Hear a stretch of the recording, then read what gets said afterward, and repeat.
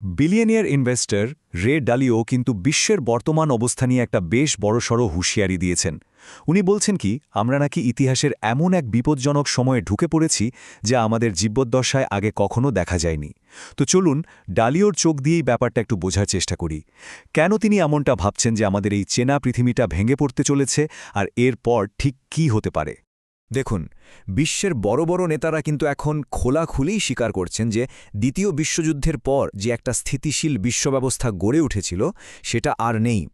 জার্মানির বিরোধী দলীয় নেতার মতো ব্যক্তিত্বরাও বলছেন পুরনো নিয়মকানুন সব ভেঙে পড়েছে। তার মানে আমরা এক নতুন আর খুবই অনিশ্চিত যুগে পা রেখেছি। একবার ভাবুন তো, মিউনিখের মতো একটা গুরুত্বপূর্ণ নিরাপত্তা সম্মেলনে একজন নেতা সরাসরি বলছেন যে পুরনো বিশ্ব ব্যবস্থাটা মৃত। এটা কিন্তু শুধু মুখের কথা নয়, এটা একটা স্পষ্ট ইঙ্গিত যে ক্ষমতার ভারসাম্য পুরো বদলে যাচ্ছে এবং পুরনো বন্ধুত্ব বা জোটগুলো আর আগের মতো কাজ করছে না। তো এই যে একটা বিশৃঙ্খল পরিস্থিতি, এটাকে ব্যাখ্যা করার জন্য রে ডালিও একটা নির্দিষ্ট থিওরি দিয়েছেন। আর তিনি এই বিপজ্জনক নতুন পর্যায়টার নাম দিয়েছেন স্টেজ 6। কিন্তু কি এই স্টেজ 6? চলুন দেখি। আচ্ছা, এই ব্যাপারটা ঠিকঠাক বুঝতে হলে আমাদের রে ডালিওর বিগ সাইকেল বা বৃহৎ চক্র তত্ত্বটা একটু জানতে হবে। সোজা কথায় এটা হলো বিভিন্ন দেশের বা সাম্রাজ্যের উত্থান আর পতন বোঝার একটা ফ্রেমওয়ার্ক। ডালিওর মতে ইতিহাস কিন্তু এলোমেলো ঘটনার সমষ্টি নয়, বরং এটা একটা চক্রের মতো যা বারবার ঘুরে ফিরে আসে। ঠিক যেমন প্রকৃতিতে ঋতু বদলায়, ঠিক সেভাবেই বিশ্ব ইতিহাসে বড় বড় সাম্রাজ্যের উত্থান আর পতন একটা নির্দিষ্ট নিয়ম মেনেই ঘটে। এখানে সবচেয়ে জরুরি বিষয়টা হলো ডালিও কিন্তু কোনো জ্যোতিষী নন, উনি কোনো ভবিষ্যৎবাণী করছেন না। উনি যা করছেন তা হলো শত শত বছরের ইতিহাস ঘেঁটে নির্দিষ্ট প্যাটার্ন খুঁজে বের করা। ঠিক যেমন একজন ডাক্তার হাজার হাজার কেস স্টাডি করে একটা রোগের গতি প্রকৃতি বোঝেন, আর এই পদ্ধতিতেই উনি ২০০৮ সালের অর্থনৈতিক সংকটের আগে সফলভাবে সবাইকে সতর্ক করেছিলেন। তো এই চক্রের মোট ৬টা ধাপ আছে। একটা সাম্রাজ্য কিভাবে জন্মায় আর কিভাবে তার পতন হয়, পুরো জার্নিটা এই ৬টা ধাপে দেখানো হয়েছে। যেমন ধরুন, দ্বিতীয় বিশ্বযুদ্ধের পর আমেরিকা কিন্তু একেবারে প্রথম ধাপ থেকে শুরু করেছিল। তারপর ধীরে ধীরে শান্তি, সমৃদ্ধি আর ওই যে বললাম একটা বুদবুদে স্টেজের মধ্যে দিয়ে গিয়েছে। আর ডালিওর মতে আমরা এখন ঠিক সেই চক্রের শেষের দিকের বিপজ্জনক পর্যায়গুলোতে ঢুকে পড়েছি। ৭৫%। ডালিওর হিসাবে আমেরিকা তার সাম্রাজ্য চক্রের প্রায় এতটা পথই পেরিয়ে এসেছে। এই সংখ্যাটা কিন্তু একটা পরিষ্কার ইঙ্গিত দিচ্ছে যে আমরা শুধু একটা সাধারণ সংকট দেখছি না, বরং একটা প্রভাবশালী শক্তির পতনের ঐতিহাসিক মুহূর্তের খুব কাছাকাছি দাঁড়িয়ে আছি। চলুন পরের স্লাইডে যাই এবং দেখি এই থিওরিটা আমাদের বর্তমান সময়ের ওপর কিভাবে খাটছে। আমরা এখন এই বিপজ্জনক ফাইনাল স্টেজের বৈশিষ্ট্যগুলো সম্পর্কে আরও জানব।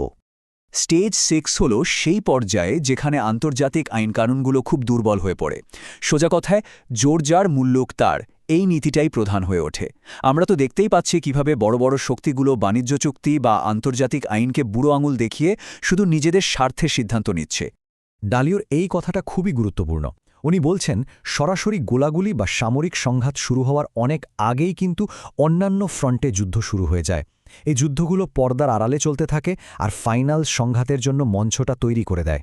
ডালিওর মতে এই 5 ধরনের যুদ্ধ ইতিমধ্যেই শুরু হয়ে গেছে। ট্রেড ট্যারিফ, টেকনোলজির ওপর বিধিনিষেধ আর অর্থনৈতিক নিষেধাজ্ঞা, এই সবগুলোই কিন্তু সেই বড় সংঘাতের পূর্বাভাস যা আসতে চলেছে। আর এখানেই আমরা আসল সংঘাতটা দেখতে পাচ্ছি। একদিকে রয়েছে পতনশীল শক্তি আমেরিকা, যা কিনা ঋণের বোঝা আর মারাত্মক অভ্যন্তরীণ বিভেদে জর্জরিত। আর অন্যদিকে আছে উদীয়মান শক্তি চীন, যা টেকনোলজি আর গ্লোবাল বিজনেসে দ্রুত গতিতে এগিয়ে যাচ্ছে। এই দুই শক্তির লড়াইটাই কিন্তু বর্তমান বিশ্বব্যবস্থাকে নতুন করে গড়ে তুলছে। এই যে ক্ষমতার লড়াই, এর গ্লোবাল ইম্প্যাক্টটা কি আর এরপরে কি হতে চলেছে, এই সেকশনে আমরা সেদিকেই নজর দেব। এই প্রশ্নটা এখন খুবই প্রাসঙ্গিক। যখন বিশ্বের দুই প্রধান শক্তি একে অপরের সঙ্গে সংঘাতে লিপ্ত, তখন ভারতের মতো দেশগুলোর ভূমিকা কি হবে? তাদের সামনে কি নতুন কোনো সুযোগ তৈরি হচ্ছে? দেখুন, পুরনো সিস্টেমের এই ভাঙনটা কিন্তু ভারতের মতো দেশগুলোর জন্য একটা বিরাট সুযোগও বটে। কিভাবে? কারণ তারা এখন আর কোনো একটা নির্দিষ্ট ক্যাম্পে যোগ দিতে বাধ্য নয়। এর ফলে যেটা হচ্ছে, তারা স্ট্র্যাটেজিক অটোনমি বা কৌশলগত স্বায়ত্তশাসন কাজে লাগিয়ে নিজেদের দেশের স্বার্থটাকে সবার উপরে রাখতে পারছে। আন্তর্জাতিক ব্যবস্থাটা খুব দ্রুত বদলাচ্ছে। ভারতের মতো দেশগুলো এখন আর কোনো এক পক্ষের দিকে না ঝুঁকে নিজেদের স্বার্থ অনুযায়ী বিভিন্ন দেশের সঙ্গে সম্পর্ক তৈরি করছে। নরেন্দ্র মোদীর মতো নেতাদের জন্য এটা নিঃসন্দেহে একটা জটিল সময়, কিন্তু সুযোগও অনেক। এত সব আলোচনার পর সবচেয়ে বড় প্রশ্ন এটাই হয়ে দাঁড়ায়, ইতিহাস কি আমাদের ভাগ্য ঠিক করে দিয়েছে, নাকি আমাদের হাতেও এখনও পরিবর্তনের কোনো সুযোগ আছে? আর এটাই হলো সবচেয়ে গুরুত্বপূর্ণ বিষয়। ডালিও মনে করেন ইতিহাস একটা শক্তিশালী স্রোতের মতো হলেও দেশগুলো কিন্তু সঠিক সিদ্ধান্তের মাধ্যমে তাদের গতিপথ কিছুটা হলেও নিয়ন্ত্রণ করতে পারে। যেমন দেশের উৎপাদনশীলতা বাড়ানো, অভ্যন্তরীণ বিভেদ কমানো আর স্মার্ট ফরেন পলিসি নেওয়া। এসবের মাধ্যমে একটা দেশ তার পতনকে বিপর্যয়কর না করে শান্তিপূর্ণভাবে সামাল দিতে পারে। অর্থাৎ ভবিষ্যৎ এখনও লেখা হয়নি, সেটা লেখার সুযোগ আমাদের হাতেই রয়েছে।